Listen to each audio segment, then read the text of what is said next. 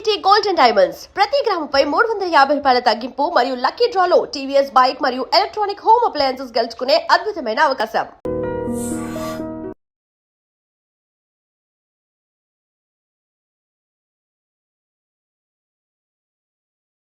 అప్పుడు మీరు పనిచేసిన 3 సంవత్సరాల్లో బాంబులు వేయడం, ఆ కల్చరు, తుపాకులు సీజ్ చేయడం కాకుండా ఫ్యాక్షనిస్ట్ని పట్టుకొని కౌన్సిలింగ్ చేయడం అనేది ఇంపార్టెంట్ అని అప్పుడులో ఉండేది. చాలా మీరు ద్వారకా తిరుమలరావు గారు అవని, గోవింద్ సింగ్ అవని, ఉమేష్ చంద్ర గారు అవని, మరి ఆ ఫార్ములా ఫాలో అయ్యారు? చేసినాము. ఆర్వేటిపల్లి అని ఒక గ్రామం ఉంది, రమణారెడ్డి అనే అతను ఆయన ఏం చేసినాడంటే, వాళ్ళ ఊర్లో సరిపోక ప్రతాప్ రెడ్డి వాళ్ళతో గొడవ ఉంటే వేంపల్లి నుంచి కొంతమందిని తీసుకొని వచ్చి తెచ్చినోళ్ళని మర్డర్ చేసేసినాడు ఆయన.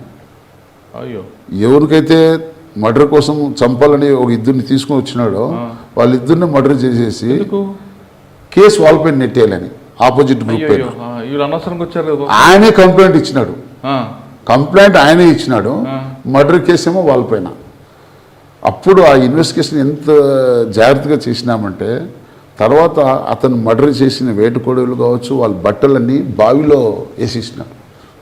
అదంతా తీసి మేము దానికి ఎక్కడ వచ్చింది వానిపైన అనుమానం వస్తుంది మాకు. అవతలేమో ముద్దాయిలు అయితే జనరల్గా ఫ్యాక్షన్ ఏరియాలో ఏం చేస్తారంటే, ఏదైనా ఒక అఫెన్స్ అయితే ఉండరు, అఫ్ఘానిగా అయిపోతారు. అవును, ఎక్కడైనా కూడా అది జరిగింది సంఘటన అంటే చేసినోడు గ్యారంటీగా వెళ్ళిపోతాడు, ఉండడు. అది నీకు పెద్ద గుడ్డి నమ్మకం. వీళ్ళు ఇక్కడే ఉన్నారు, పోలేదు. వాళ్ళు ఎక్కడ ఎవరు కూడా ఊరు వదిలిపోలేదు, ఊర్లోనే ఉన్నారు. అసలు వాళ్ళు మేము పోయి పట్టుకుంటామంటే వాళ్ళు మా కళ్ళ ముఖం తెరుచుకొని చూస్తున్నారు. అసలు మాకు ఏ పాపం లేదని వాళ్ళు కాలు పట్టుకునేకి వస్తున్నారు. ఇదేంటో ఇది భలే వెరైటీ ఉందని కంప్లైంట్ వదలలేదు మేము. ఇంకా మాకైతే కొంత సస్పిషియస్ ఉంది. వాడు చాలా ఫెరోసిస్ నాయల్, అంటే నువ్వు ఎంత డిగ్రీ ఉపయోగించిన కూడా చెప్పేవాడు కాదు. వాళ్ళ ఫ్యామిలీ మెంబర్స్ అందరినీ పట్టుకొచ్చి కొడక వీళ్ళందరినీ జైలు పంపిస్తామని గట్టిగా ఇది చేస్తే అప్పుడు క్లూ ఇచ్చినాడు. క్లూ ఇచ్చినా కూడా నమ్మేదానికి లేదు మనకు. వాడు ఏదైతే క్రైమ్ చేసిన ఆయుధాలు ఉన్నాయి కదా, వేటుకొడవలు అవన్నీ ఆ బావిలో ఉన్నాయని చెప్తే, ఆ బావిలో మోటార్ పెట్టించి నీళ్ళంతా బయట తోడించి గజయిదిగాలను పంపించి అది తీసిన తర్వాత అది ట్రేస్ అయ్యే వరకు మనకు వానిపైన క్లూ ఏమి ఇచ్చాడు. నేనే చేసినాను, ఎందుకంటే వాళ్ళు అవకాశం వాళ్ళు చేసేదానికి వాళ్ళు అందుబాటులో రాలేదు కాబట్టి వీళ్ళకి చేసేస్తే, అయితే బాగా తాపించినాడు. వాళ్ళకి బాగా తాపించి గొంతు కోసేసినాడు. ఎంతమంది వాళ్ళు? ఇద్దరు. అయ్యో, ఇద్దరు. వాళ్ళైతే వాళ్ళు వచ్చింది మర్డర్ చేసి కిరాయింతకులుగా వచ్చినారు. కిరాయింతకులకి ఇద్దరు బాగా తాపించి ఈయన గంగిరెడ్డి అనేతను వాళ్ళకి మర్డర్ చేసింది. ఆ కేసు కూడా లైఫ్ పడింది. సూపర్. అది చాలా, ఎందుకంటే కంప్లైంట్ ముద్దాయిగా చేస్తూ అతని పైన కన్విక్షన్ చేయడం అది పెద్ద చరిత్ర ఆ రోజుల్లో. అది కూడా కేసు లైఫ్ పడింది. అదంతా ఒకసారి డిఐజీ గారు సత్యనారాయణ సార్ అని ఉండే, ఆయన విజిట్కి వచ్చినాడు. విజిట్కి వచ్చి సార్ నా కన్విక్షన్ రేటు ప్లస్ నేను చేసిన గుడ్ వర్క్ అంతా చూసి ఆయన విజిటింగ్లో రాసినాడు. ఇతను ఇంతవరకు ఇప్పుడంతా మండల్ హెడ్ క్వార్టర్ పోలీస్ స్టేషన్లో చేసినాడు, ఇతనికి టౌన్ పోలీస్ స్టేషన్ నుండి పోస్టింగ్ అని ఆయన రాస్తే అప్పుడున్న ఎస్పీ గారు నాకు పొద్దుటూరు 2 టౌన్ ఇచ్చినారు. అదొక గిఫ్ట్.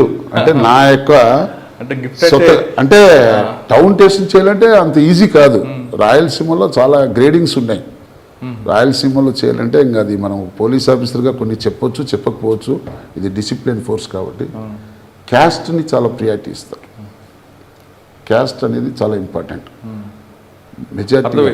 అందుకు మనం దానికి నో కామెంట్స్, దాని గురించి మనం కామెంట్స్ చేయగలదు. సార్, ప్రొద్దుటూరు అంటే మీకు గిఫ్ట్ అంటే ప్రొద్దుటూరు బంగారం గిఫ్టా? గిఫ్ట్ అంటే నీకు మైండ్ ఏముంది, పోలీస్ ఆఫీసర్ అంటే జనరల్గా ఇప్పుడు ఈడుంది ఆత్మకూరు, కొన్ని వస్తువులు దొరుకుతాయి, కొన్ని వస్తువులు దొరకవు. అదే పొద్దుటూరు అయితే అన్ని విధాల వసతులు ఉంటాయి. బంగారం దగ్గర నుండి మంచి బంగారు షాప్స్ కూడా చాలా మంచిగా ఉంటాయి. అంటే రెస్పెక్ట్ ఉంటుంది. టౌన్ కల్చర్లో చేస్తే సడన్గా ఒక 10 మంది వచ్చినారు అనుకో, వాళ్ళకి ఏం కావాలన్నా మనం ప్రొవైడ్ చేయవచ్చు. ఇదే ఆత్మకూరులో చేయాలంటే టైం పడుతుంది. అంటే ఒక చేసినామని ఆ రోజుల్లో పొద్దుటూరు 2 టౌన్. సార్, ప్రొద్దుటూరు బంగారం ఎందుకండి? అక్కడ గనులు లేవు, ఏమీ లేవు. గనులు లేవు, కాకపోతే బిజినెస్ మ్యాన్ చాలా ఉన్నారు. మహారాష్ట్ర అంటే బాంబే తర్వాత సెకండ్ బాంబే అంటారు. మన కానీ రాయలసీమ అంత టౌన్ కూడా పెద్ద కనిపించదండి, చాలా కనబడదంటే అదే అర్థం కాని పొద్దుటూరు అంటారు. అయితే మనకు తెలిసిన వాళ్ళు అయితే బాగా, ఇప్పుడు భూసిట్రామ్ ఉన్నాడు, నాకు మంచి మిత్రుడు, ఆయన చాలా మంచి వ్యాపారస్తుడు. అక్కడికి ఎందుకు వస్తారని, ఆ ఊరు చూస్తే చూడడానికి కూడా చిన్న గోల్డ్లో నమ్మకం ఉంటుంది. బంగారు అనేది చాలా మందికి తెలియని రహస్యం ఏమంటే దాంట్లో ఎంత మిక్స్ అయ్యేది నేను చెప్పలేను దానికి. బంగారు కావచ్చు, బట్ట కావచ్చు, క్లాత్, అది వాళ్ళకే తెలుస్తుందంట. ఎవరైతే ఆ వ్యాపారం చేస్తారో వాళ్ళకి మాత్రమే తెలుస్తుంది. కాబట్టి అది మంచి పేరుంది, మంచి ఐటమ్స్. అంటే నీకేం చెప్తున్నానంటే నీ హైదరాబాద్ సిటీలో కూడా ఉండదు, అటువంటి ఐటమ్స్ చేయించే కెపాసిటీ పొద్దుటూరులో ఉంది. నీకు మోడల్స్ కానీ చాలా చిన్న ఊరు అంటే అది ఫారిన్ నుంచి వచ్చేవాళ్ళు కూడా చేయించుకొని పోతారు. అదే హైదరాబాద్ లాగా పెద్ద పెద్ద షాపులు కనపడు, చిన్న ఊరు అంటే నమ్మకం. అంటే నీకు ఫస్ట్ ప్రాబ్లం ఎక్కడంటే వీళ్ళు తయారు చేయించి ఇస్తారు. హైదరాబాద్ సిటీలో ఏమంటే నీకు మెటీరియల్ రెడీగా ఉంటుంది. అంటే నువ్వు ఏ ఐటమ్స్ కావాలన్నా కూడా రెడీగా తయారు చేసిన 24 క్యారెట్ కావచ్చు, రెడీగా ఉంటే అది నువ్వు పోతానే డబ్బు కట్టి ఎత్తుకుని పోవచ్చు. ఇక్కడ అట్లా కాదు, మనం ఆర్డర్స్ చేస్తే అది నీకు 1 మంత్ కావచ్చు, 2 మంత్ కావచ్చు, మనం ఏదైతే అందులో కల్తీ లేకుండా చక్కగా నమ్మకం బాగా. సరే, ప్రొద్దుటూరులో మీకు మార్క్ ఏముందండి? పొద్దుటూరులో నేను బాగా లాండ్ ఆర్డర్ బాగా చేసినాను, మంచి పేరుంది. అయితే అప్పుడు 2004 కాంగ్రెస్ గవర్నమెంట్ వచ్చినప్పుడు వరదరెడ్డికి కొంచెం నాకు చిన్న ప్రాబ్లం వచ్చాయి. ఆడ ఏమంటే రమణారెడ్డి అని ఒకతను ఉన్నాడు, ఎక్స్ఎమ్మెల్యే. అతనికి ఈయన మధ్య ఒక ఎలక్షన్ జరిగేటప్పుడు దస్తగిరిపేట అని ఒకటి వస్తుంది, నడంపల్లి, మోడంపల్లి అనే వీధులు ఉన్నాయి. ఆ వీధుల్లో ఏజెంట్లు వరదరెడ్డికి లేరు, అదంతా రమణారెడ్డి ఏరియా. నేను ఏం చేసినా, ఒక పోలీస్ ఆఫీసర్కి ఏం చేసినా అంటే ఏ పార్టీ ఏజెంట్ని కూడా ఎవడు తీసేదానికి లేదు, ఇది నేను నా ఏరియాలో నా కంట్రోల్లో ఉండాలని ఏజెంట్లు కూర్చోబెట్టి ఎలక్షన్ జరిపించిన, ఫేర్గా చేయించిన. అది రమణారెడ్డికి ఒప్పుకోలేదు. కానీ అట్లని వరదరెడ్డి కూడా నాకేం సాయం చేయలేదు. గవర్నమెంట్ వస్తానే నువ్వు అప్పుడు తెలుగుదేశం గవర్నమెంట్లో వచ్చినావు కాబట్టి నువ్వు చెలో జావని బాలరెడ్డిని నా బ్యాచ్ వాడేవాడు, వానికి ఆడ 2 టౌన్ వేసేగించి నన్ను తాళ్ళపొద్దుటూరు పంపిస్తారు. ఇక్కడికి తాళ్ళపొద్దుటూరు. అప్పుడు పొద్దుటూరులో ట్రాఫిక్ మీకే ఉండేది అప్పుడు. కానీ ట్రాఫిక్ అసలు కంట్రోల్ ఉండదండి, రోడ్లు డెవలప్ కంట్రోల్ ఉండదంటే దానికి చాలా ఇంపార్టెంట్ ఏమంటే పొద్దుటూరు చుట్టుపక్కల ఉండే ప్రాంత ప్రజలంతా ఉదయం 8 నుంచి రాత్రి 9 వరకు టౌన్లోనే ఉంటారు. ప్రతి ఒక్కడు పల్లె ప్రాంతం నుంచి ఎన్నో వందల ఆటోలు ఉంటాయి, వాహనాలు ఉంటాయి. కాబట్టి నేరో రోడ్డు ఉండడంతో వచ్చిన చుట్టుపక్కల ప్రాంత ప్రజలంతా కాలేజీ కావచ్చు, సినిమా హాల్ కావచ్చు, హాస్పిటల్ కావచ్చు, ఏ అదర్ బంగారు షాపుల దగ్గర కావచ్చు, బట్టల షాప్ కావచ్చు, ఏదైనా కావాలన్నా మార్కెట్ కావచ్చు, మార్కెట్ కూడా సెంటర్లోనే ఉంటుంది. అందరూ అక్కడే వస్తారు. వచ్చినప్పుడు ట్రాఫిక్ సమస్య చాలా. దాంట్లో ఈ ప్లాట్ఫారం వాళ్ళు చాలామంది ఉంటారు, వాళ్ళకి మనం సరిగా ఏది చూపిలేము. ఎందుకు ఈ మాట చెప్తున్నానంటే వాడు ఎంత పెద్ద డబ్బు ఉన్నాడైనా ఒక షాప్లో ఉన్నా కూడా ప్లాట్ఫారం బతికేవాడు రోడ్డుపైనే ఉంటాడు కదా, వానికి కూడా భార్య పిల్లలు ఉంటారు కదా, వాని బతుకు తీరు కూడా వాడు చూసుకోవాలి కదా. కాబట్టి ఇంకా దానికి మానవత్వం అనేది ఒకటి అడ్డం పడుతుంది. మనం ఎంత జాగ్రత్తగా ఉద్యోగం చేయాలన్నా కూడా పబ్లిక్ మనం అది మానవత్వంగా కొన్ని మనం చెప్పలేము. ఆడ సైలెంట్. బంగారం కొన్నారు ఎప్పుడైనా? బంగారం అంటే అప్పుడు నా మ్యారేజ్ కొన్నాను, 19లో నా మ్యారేజ్ జరిగింది, ఆయన రాము దగ్గరే చేయించినాము. అయితే సరే, పొద్దుటూరులో ఇంకొక ఫేమస్ ఉంది, దోశ కూడా ఉంది, కోవా ఉంటుంది బాగా మంచి స్వీట్ దోశ అని. ఆల్ డ్రై ఫ్రూట్స్ వేసి దోశ చేస్తారు. ఆ రోజుల్లో 150 రూపాయలు అనేవాళ్ళు ఒక దోశ. ఇంకోటి పోలికలు ఉన్నాయి, బాగుంది, చాలా బాగుంటాయి. ఓకే, ప్రొద్దుటూరు ధర దగ్గరకు వచ్చారు. తాళ్ళపొద్దుటూరు పోయిన తర్వాత మళ్ళీ లెక్కరేడుపల్లికి పోయినాము. లెక్కరేడుపల్లి అప్పుడు రాజశేఖర రెడ్డి గారు సీఎం గారు ఉన్నారు. ఆడ ఒక నాకు మంచి జరిగింది అనుకుంటా. నేను ఎప్పుడు కూడా ఆడ రెడ్ శాండిల్ కేసెస్లో చాలామంది ఆఫీసర్లు సస్పెండ్ అయినారు రాజశేఖర రెడ్డి సీఎం గారు ఉన్నప్పుడు.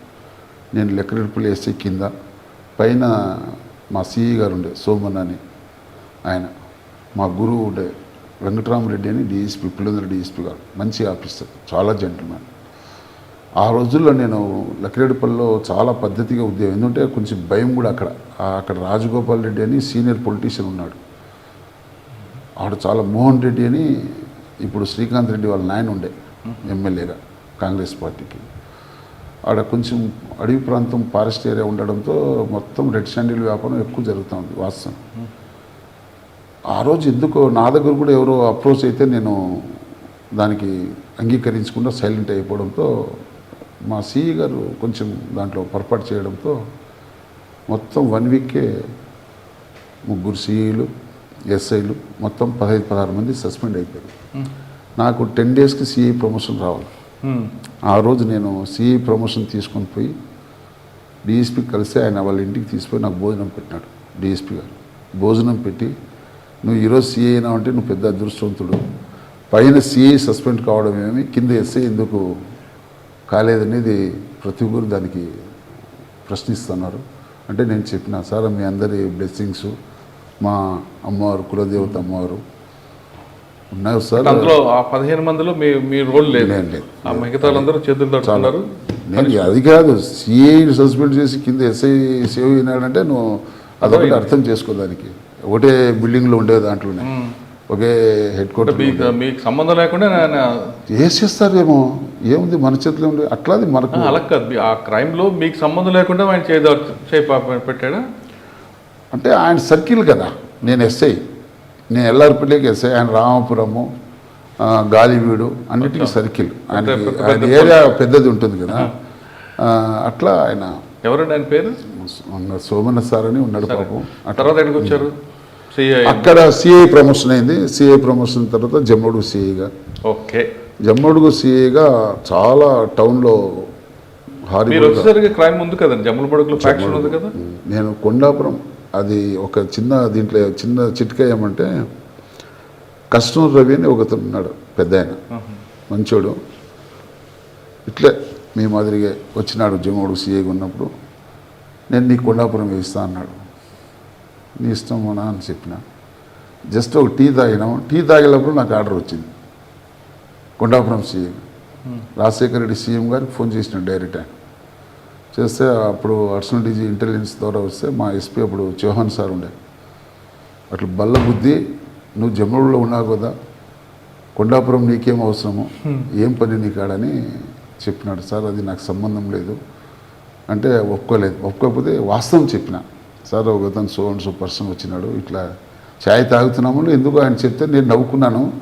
అయినా డివో ఎట్లా ఏడిస్తుంటే ఏదో గంటలో డివో వచ్చేసిందంటే సరే అని మళ్ళీ ఆయనే ఫోన్ చేసి జాయిన్ కానీ చెప్పినాడు.